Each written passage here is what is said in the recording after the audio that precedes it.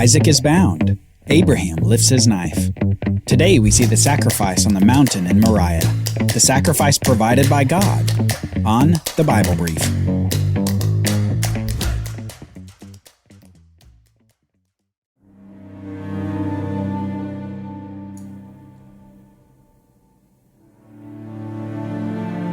There was a thought in Abraham's mind as he lifted the knife. It was something that he had considered ever since he heard that call from God 3 days before. He knew in his bones that God had repeatedly said that he would accomplish his promises through Isaac. And he didn't just say it once. God had said it over and over again. God had said, "Through Isaac your offspring shall be named." God had said that, "I will establish my covenant through Isaac." And yet the same God also said that Abraham should sacrifice Isaac as a burnt offering here in Moriah, here on this mountain. Somehow, in some way, God would establish his promises through Isaac. Abraham didn't understand it all, but one thing he did understand was God's faithfulness to his promises. God had been faithful through so many decades of Abraham's life, culminating in the birth of Isaac, the promised, miraculous son, and God would be faithful even now when Abraham couldn't understand. In the last 3 days, there was only one thing that Abraham could possibly think of that God could do next. God would raise Isaac from the dead. That had to be it. That had to be the solution. After all, God is faithful to his promises. So Abraham lifted the knife to slaughter his son, his only son, the son he loved. You can imagine the stillness of the moment, with Isaac bound and on top of the wood, looking into his father's eyes. The father who he trusted. And you can imagine the anguish of Abraham, looking into Isaac's eyes, as the decision was made to be obedient to God. Abraham would sacrifice his son. But the angel of the Lord called to him from heaven and said, "Abraham, Abraham!" And he said, "Here I am." God said, "Do not lay a hand on your boy or do anything to him, for now I know that you fear God, seeing that you have not withheld your son, your only son, from me." Abraham passed the test, and the test didn't require the resurrection of Isaac. Instead, the Lord stops Abraham just before he goes through with the sacrifice. Abraham, in all his obedience, has demonstrated his true faith in God and in the promises of God. Even when he didn't understand, Abraham obeyed. Faith, it turns out, is demonstrated not so much in great acts, but in each step of obedience to God. Abraham had seen God's faithfulness in his past, and he walked forward to an unknown future, depending on God's continued faithfulness. Abraham walked by faith and not by sight.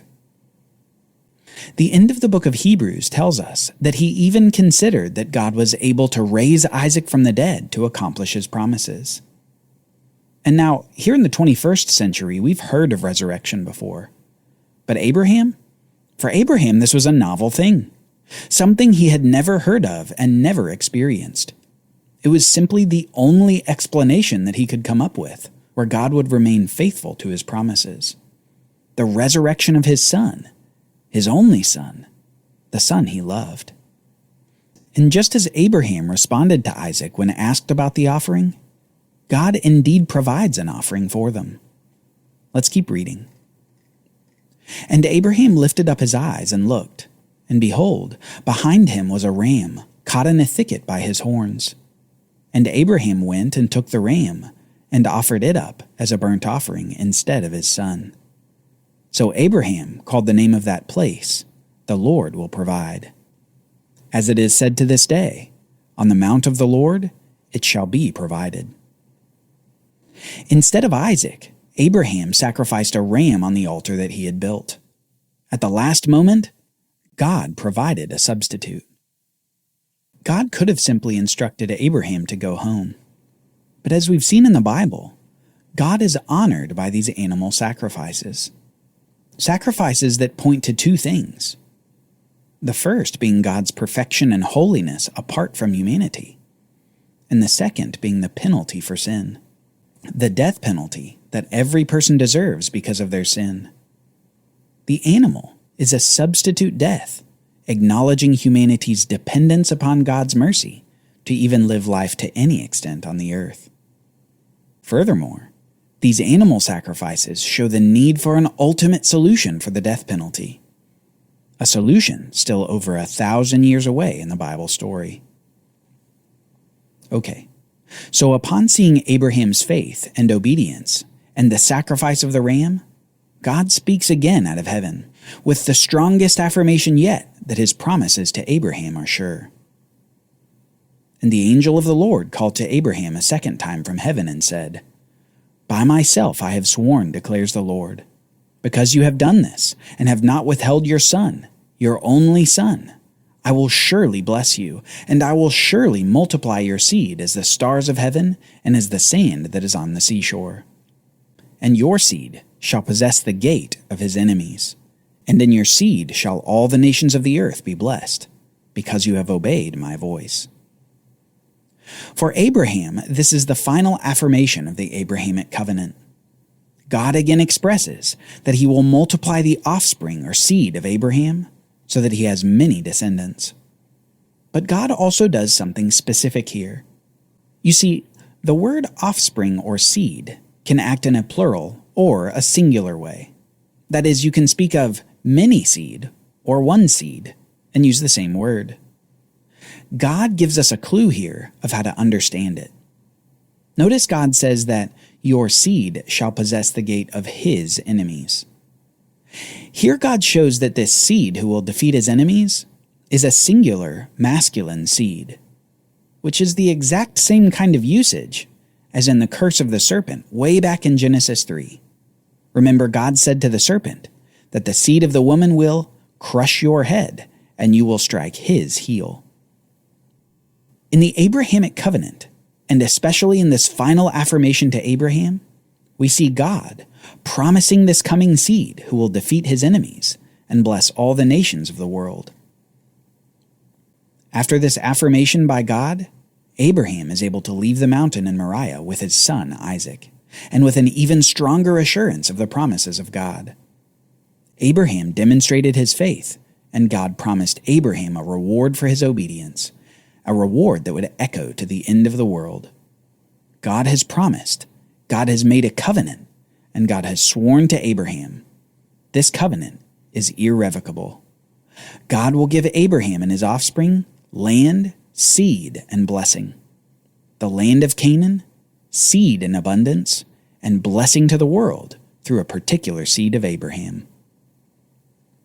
After Abraham returns home with his son Isaac, the Bible is essentially silent for the next several years.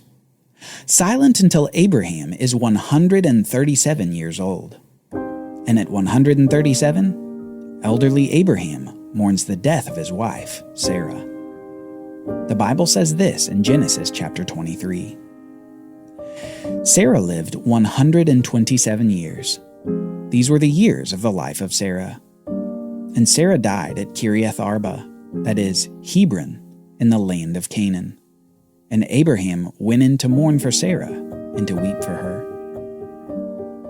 Sarah had been with Abraham through thick and thin. From the very beginning, she had come with him to the land of Canaan when she was 65 years old. She had come barren, with no hope of children. And yet she died with a child of her own who was now 37 years old. And Abraham's next step is to honor her in death by finding a proper burial place for her body. Next we read this.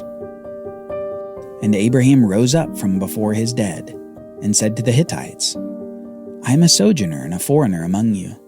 Give me property among you for a burying place, that I may bury my dead out of sight. The Hittites answered Abraham, Hear us, my lord. You are a prince of God among us. Bury your dead in the choicest of our tombs. None of us will withhold from you his tomb or hinder you from burying your dead. Abraham rose and bowed to the Hittites, the people of the land. So Abraham wants to buy a piece of property within the land of Canaan to bury his wife, Sarah. And despite these Hittites wanting to simply give him the land for burial, he insists on paying full price. From the very beginning, Abraham in his faith insists that he will not receive anything from the Canaanites, but will instead receive his blessing from the Lord. So he pays full price. After this, Abraham buried Sarah his wife in the cave of the field of Machpelah, east of Mamre, that is Hebron, in the land of Canaan. The field and the cave that were in it were made over to Abraham as property for a burying place by the Hittites. With this property purchase for the burial place of Sarah, we see the first instance of Abraham realizing another part of God's promises to him. The land of Canaan, if even the very smallest portion, has been deeded to Abraham. And in an odd way, in buying this plot of land, Abraham in a way says that just as my wife has died here, so my descendants will live here. And then, after Sarah's death, Abraham's focus shifts to those descendants even more. His next great task is finding a wife for Isaac. Not a wife from the Canaanites, but a wife from among his own people. Join us next time as we meet Isaac's wife, a faithful woman who leaves her own land and her own family to a new future in the land of Canaan.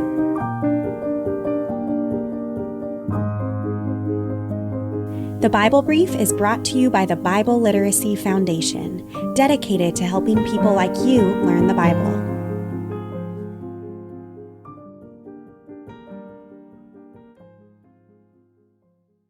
Copyright Bible Literacy Foundation 2023.